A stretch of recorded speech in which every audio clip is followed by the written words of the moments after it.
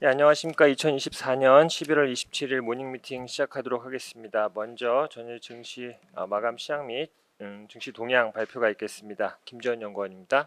네, 안녕하세요. 시황팀 김지원입니다. 전일 국내 증시는 트럼프의 관세 발언에 숨고르기 나타나면서 양시장 하락했습니다. 미 재무장관 지명자에 대한 우호적인 평가에 달러와 미국 국채금리가 하락하면서 국내도 혼조세 출발했지만 전일 선반영된 측면이 존재했었고 트럼프의 관세 발언이 전해지면서 양시장은 하락했습니다. 트럼프 당선인은 취임 직후에 중국의 10%, 캐나다와 멕시코의 25%의 관세를 부과할 것으로 발언했고 관련 우려에 아시아 증시 대부분이 부진했습니다. 반면에 중국 증시는 당초 언급했었던 것보다는 낮은 관세율에 증시가 장중에 상승하기도 하는 등 영향은 제한적이었습니다. 업종별로도 다양한 흐름이 나타났는데요. 알테오젠을 필두로 한 헬스케어주의 변동성 확대가 재차 나타났고 방산과 금융주가 좀 부진했습니다. 반면에 삼성전자에 대해서는 외국인이 순매수를 유입을 했고요. 해외 증시 살펴보겠습니다. 미증시는 트럼프 관세 발언과 FMC 의사록을 소화하면서 상승했습니다. S&P 500은 11거래일 만에 최고치를 재경신했습니다. 암젠의 급락에 다우지수는 장중 하락하기도 했지만 역대 최고치를 재차 기록했습니다. 반면에 러셀 2000과 반도체 지수는 하락했습니다. FMC 의사록에서 연준 위원들은 점진적인 금리 인하를 광범위하게 지지한 것으로 확인이 되면서 12월 25bp 인하 확률이 63%까지 상승했습니다. 발표된 11월 소비자 신뢰지수는 111.7로 전월 대비 상승 및 2개월 연속 개선세를 보였습니다. 미국 10년물 국채 수익률과 달러는 트럼프의 관세 발언 그리고 FMC 의사록을 소화하면서 혼조세 보인 후 하루 만에 반등했습니다. 유가는 이스라엘이 헤즈볼라와 휴전을 선언하면서 소폭 하락했습니다. 관전 포인트 짚어보겠습니다. 트럼프 당선인의 관세 발언에 각국이 즉각적인 대응을 하면서 긴장감은 일부 완화되는 모습입니다. 현실화 우려보다는 협상 카드로 사용하고 있다라는 분석이 다수 제기되고 있는 상황입니다. 국내 증시에서는 전일 7거래일 만에 외국인이 삼성전자를 순매수한 점이 좀 특징적이었고요. 또한 트럼프 2기 인사들의 발언에 업종별로 차별화가 심화된 점도 특징적이었습니다. 금일 새벽까지 이제 달러가 재차 상승하는 모습을 보이긴 했지만 상승폭도 제한됐습니다. 금일 달러원 환율의 흐름과 외국인 매도세의 진정 여부를 확인하면서 대응할 필요가 있겠습니다. 감사합니다. 예, 다음은 중국 시장 자료이네요. 강효주 연구원입니다. 안녕하세요. 두 번째로 중국 출장 후기 좀 말씀을 드립니다. 지난번 보고서에서 중국의 소비나 재정 정책 기대감이 좀 굉장히 좀 나왔던 것 같다. 그리고 거기에서 특징적인 것은 중국도 테슬라 관련한 얘기들이 굉장히 많더라라는 점이었죠. 지난번에는 이제 테슬라가 머스크 구두 속에서 가질 수 있는 중국 밸류체인들의 기회를 좀 봤다면 오늘은 자율주행 얘기를 좀 드리려고 합니다. 테슬라가 내년 1분기에 FSD 시스템을 중국에 출시하겠다라고 계획을 발표하고는 있었지만 계속해서 중국의 정부의 허가가 좀 늦어지는 편이죠. 그리고 출장 기간 중에 실제로 테슬라랑 상해차랑 협력을 통해서 승인을 받아냈다 이런 루머도 돌았지만 일단 이게 사실이 아님이 밝혀지면서 중국 기업들은 이 틈을 타서 테슬라의 점유율을 굉장히 가져오려고 노력을 하고 있습니다. 그러면 테슬라에 비견할 만큼 진짜로 중국의 자율주행 기술이 굉장히 뛰어난가를 좀 판단할 필요가 있겠는데요. 일단 기술 개발 방향성은 학습을 먼저 시킨 후에 이거를 차량 내부에서 실시간 추론을 하는 엔드투엔드 시스템을 거의 대부분이 적용은 하고 있었고요. 여기서 결국 자율주행 시스템의 성능을 판단을 하려면 학습을 시킬 데이터가 얼마나 많은지 실시간으로 추론을 할 칩의 성능이 얼마나 뛰어난지 이 두 가지를 비교를 할 수가 있을 텐데 데이터 같은 경우에는 굉장히 빠르게 늘어나고 있는 건 사실입니다. 다만 자율주행 칩 성능은 테슬라 대비해서 좀 부족한 상황이고요.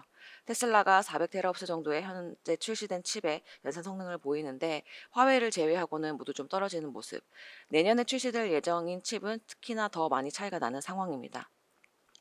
일단 당장 자율주행 레벨 3를 구현하기 위해서는 100테라옵스 정도의 성능을 가지고 있으면 된다라는 게 이론적인 정도이기 때문에 요 정도는 레벨 3까지는 구현이 가능하겠지만 일단 중국 측면에서 봤을 때 TSMC가 7나노 정도의 AI GPU 파운드리 공급을 중단했다라는 거. 이게 AI에 한정되어 있지만 이거 자체가 자율주행 칩까지 확대될 가능성도 굉장히 높다고 중국 내에서 평가를 하고 있습니다. 이걸 생각했을 때 중국 정부가 중국 자율주행 기업들의 성장을 저해하는 테슬라 FSD의 중국 승인을 굉장히 빠르게 내줄 이유는 좀 없지 않나라는 생각이 들고요. 테슬라 FSD 건이 중국의 대트럼프 행정부의 협상 카드로 사용될 것으로 좀 기대가 됩니다. 자세한 내용을 리포트 참고해 주시길 바랍니다. 다음은 커머디티 위클리 자료입니다. 오재영 연구원입니다. 네, 원자재 시장은 큰 변동은 없었으나 전주에는 조금 상승한 모습을 보였습니다. 그 지정학적 리스크가 올해 계속 좀 불거지고 있는데 최근에 이제 러시아 우크라이나 전쟁 관련해서 좀 격화가 되는 모습이 있었고 이제 트럼프 정부 당선인이 이제 출범하고 이제 바로 뭐 러시아 우크라이나 전쟁을 좀 종결하겠다 이런 이슈들이 있어서 이쪽에 좀 분위기가 좀 반영이 되고 있는 것 같습니다. 국제유가가 전주에 이제 71달러로 6% 정도 상승을 했는데 이게 보면 이제 바이든 대통령이 러시아의 북한군 전선 투입에 대한 대응으로 이제 우크라이나의 러시아 본토 타격을 좀 허용을 했고 우크라이나군이 실제로 이제 러시아 본토 타격을 하면서 이에 대응하면서 푸틴 대통령이 또 이제 우크라이나 군 시설 타격하면서 이제 양쪽에 좀 주고받은 모습이고 이게 뭐 엄청난 그 실행이라기보다는 좀 경고 차원의 행보로 보이기는 하지만 이제 러시아 우크라이나 전쟁 격화에 따른 이제 러시아 쪽에서 에너지 공급 차질 가능성 이런 것들을 반영하면서 재차 유가가 좀 상승하는 모습입니다.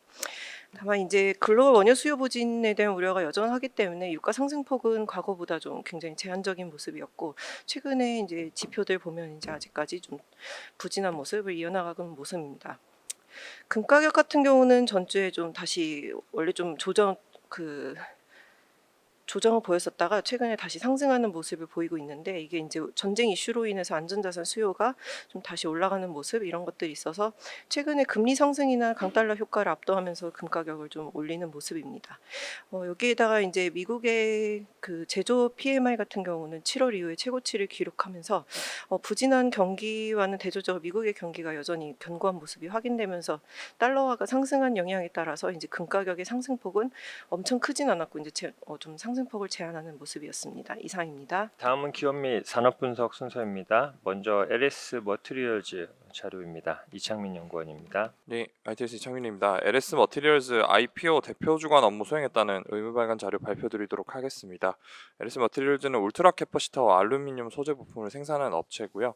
주요 투자 포인트는 신재생 에너지와 전기차 등 전방 산업 고성장 기대감 그리고 해당 산업 전반에 걸쳐 영향력을 행사하고 있는 LS 그룹 내 시너지 효과입니다. 울트라 캐퍼시터는 풍력 발전, 스마트 팩토리, 전기차 등의 채용을 되고 있고요. 알루미늄 소재 부품은 기존엔 이제 내연기관차나 가전제품에 주로 들어가고 있는데 향후에는 전기차 그리고 뭐 수소 연료 정지 등으로 들어갈 것으로 예상을 하고 있습니다.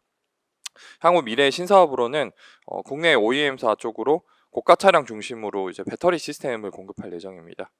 LS 머티리얼즈 3분기 실적은 매출액은 전년 동기 대비 증가했으나 영업이익은 57% 감소를 했는데요. 알루미늄 사업은 견조했습니다. 다만 울트라 캐퍼시터가 전방 산업인 반도체 디스플레이 풍력 발전기 등의 투자 저조로 인해서 수요 공백 그리고 이에 따른 고정비 부담 확대로 수익성이 악화되었습니다. 전방시장 업황 회복은 25년 상반기부터 점진적으로 나타날 것으로 예상이 되고 있습니다. LS 머티리얼즈는 지정학적 이슈에 따른 전방시장 성장세 둔화, 그리고 기술 변화에 따른 제품 수요 감소, 시장 경쟁 강화에 따른 점유율 하락 등이 리스크 요인으로 추정됩니다. 이상입니다. 다음은 이스페타시스 목표 주가 하향 자료입니다. 권태호 연구원입니다. 네, 안녕하십니까, 원태우입니다. 이스페타시스 말씀드리겠습니다. 이스페타시스 근본 리포트 통해서 바이를 유지하지만 목표 주가는 31,000원으로 하향 조정했습니다. EPS 하향의 주 요인으로는 신제품 수요 고려, 인수 과정의 일회성 비용과 유상증자로 인한 EPS 희석 효과를 반영을 했습니다. 그리고 타겟 PR은 기존 25배에서 21배로 조정을 했고요. 일단 AI 기판의 시장 확장이 과거 MLB 업체들, 특히 이스페타시스의 높은 밸류에이션 정당화했었습니다. 그러나 신사업 지출을 인해서 기존 피어 선점 방식을 재검토가 필요했다고 했습니다. 그래서 기존에는 원래 그 탑티어 글로벌 탑티어 4개 회사를 PO를 선정했었는데요. 현재 지금 GC와 TTM을 좀 제외를 했는데 현재 동사가 GC와 TTM보다 빠르게 고객사 내에서 MS를 확대하고 있음을 판단했기 때문에 이런 부분에서 제외를 했다라고 보시면 될 것 같고요. 그리고 이제 우수랑 이제 셰난을 PO를 선정했습니다. 그 이유는 지금 현재 이스페타시스의 사업성을 봤을 때 가장 유사한 부분들이다라고 판단했기 때문에 이들의 25년 예상 평균 PE를 타겟 PE로 선정을 했습니다. 4분기는 일단 전반적으로 실적이 개선될 걸로 판단하고 있고요. 3분기 실적 발표에서 저희가 확인을 했습니다. AI 가속기와 800G와 같은 고부하 네트워크 제품에 대한 수요 증가를 언급을 했고요. 또한 N사의 차세대 제품 UBB 양상 승인을 언급을 했습니다. 그래서 이와 관련돼서 1분기 내년 1월부터는 양산할 것으로 예상하고 있는 상황입니다. 다만 4분기에는 아무래도 계절성 이슈가 있습니다. 성과급 같은 일부 일회성 비용이 발생될 것으로 예상되기 때문에 시장 기대치인 322억 원을 하회할 것으로 판단하고 있습니다. 사실 이제 이스페타시스가 시설 확장 계획을 현재 추진하고 있는 부분들은 본업에서의 호황을 시사하는 중요한 시그널로 볼 수 있다라고 판단하고 있고요. 현재 이제 G사양 AI 가속기와 스위치 물량 그리고 N사의 현재 판매하고 있는 주력 모델과 차기 모델에 대한 신규 수주가 활발히 진행되고 있습니다. 특히 저희가 기대했던 800G 관련 제품에 대한 고부 가치 제품 자체가 수주 금액이 2분기에는 52억 원, 3분기에는 152억 원, 그다음에 10월 달에만 거의 한 120억 원 약 수주에 대한 부분을 받으면서 여전히 수주에 대한 추세가 좋아지고 있는 부분입니다. 그래서 결국 저희가 생각했을 때는 25년도에는 AI와 그다음에 이제 네트워크 관련 기판 시장의 호황을 충분히 넣을 수 있는 환경이 조성되고 있다라고 판단하고 있고요. 다만 일전 리포트에서 말씀드렸다시피 CNT 시장 진입, 결국 2차 전지 시장을 진입을 위해서 인수 관련된 부분들이 자금 조달을 했기 때문에 이러한 부분들이 EPS 희석을 초래했고 그다음에 투자 리스크를 유발했다라고 판단하고 있습니다. 이스페타시스가 과거에 높은 멀티플을 유지하기는 사실상 어렵다라고 판단하고 있고요. 다만 그럼에도 불구하고 이제 이러한 부분들 리스크 요인들이 주가에 선 반영됐다는 점에서 현재 다운사이드 리스크는 제한적으로 판단하고 있습니다. 자세한 내용은 리포트 참조 부탁드립니다. 감사합니다. 다음은 스톤브리지 벤처스 자료입니다. 한유관 연구원입니다. 네, 의무 발간 스톤브리지 말씀드리겠습니다. 스톤브리지 3분기 실적 말씀드리면은 3분기 영업수익 36억, 영업이익 5억 원 수준을 기록을 했습니다. 예상보다 좀 많이 부진한 실적을 기록을 했는데요. 그 이유는 이제 국내 매크로 환경이 그렇게 녹록치 않았다. 그리고 투자 심리 위축이라던가 이런 부분들이 결국에는 지분법 이익에 영향을 상당히 끼친 것으로 지금 파악이 되고 있습니다. 그래서 올해 동사의 지분법 이익 비중은 전체 영업수익에서 10% 언더로 평년 20%대 대비해서는 크게 감소할 것으로 지금 보고 있습니다. 다만 보수적으로 지분법 평가를 했기 때문에 시황의 변동 강도에 따라서 그 확대될 가능성은 충분히 여전히 있습니다. 그리고 전체 AUM은 약 1.4조 원 수준을 현재 유지를 하고 있고요. 평균 요율이 1.5% 정도로 가정을 해보면 약 120억 정도의 관리보수 수치는 올해 달성 가능할 것으로 지금 보고 있습니다. 특히 올해 동사의 그 수익 기여도를 높이는 파트는 수익 고유 계정 투자건이라고 보시면 되는데요. 지금 현재 한 개 그 공모를 현재 진행 중에 있습니다. 보수적으로 보더라도 상장에만 성공을 한다면 고유 계정 수익을 통해서 올해 4Q부터 내년 1Q까지 이익 기여도는 높아질 것으로 지금 보고 있습니다.